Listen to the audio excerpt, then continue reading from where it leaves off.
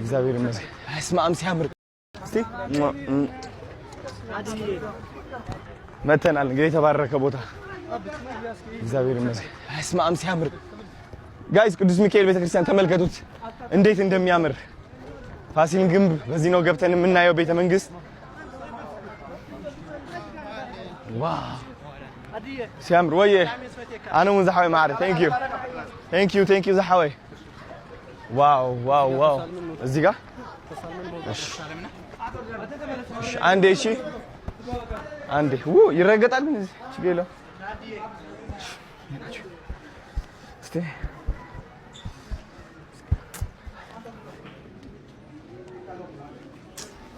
ዋው ደስ ይላል በጣም እሺ